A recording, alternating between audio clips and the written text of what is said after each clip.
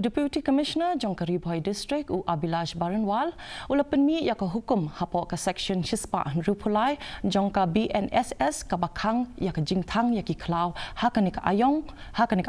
ka bater Khong kani ka jing betha kalami na ka jing kiu ki jing japlu ding ki kha bat ki baburu ya ka jing ma ha ya ka jing embryo ka jing julor jong ki yeng ki sem bat ka jing julor ka mariang hi Deputy Commissioner ula banjur ba ka jing bot berking ya ka hukum kalong ban ka kong san ban yada ya ki jing julor ki bala ban kta amtang ya ka jing don jing em ka mai mariang henry wat ya ki yeng ki sem bat ki jing embryo ru ha ka district mano ki ba pen khen ya ka ni ka hukum an sa ai ya ka jing penchitom kat kum ka an ka ni ka hukum ka ya weru ya ki nong elam shnong bat ya ki dor bar shnong ban pen sapriang jing tip bat ban pen tikna ban bod ya ki jing betha. The deliberate burning of forests in this dry season is a major problem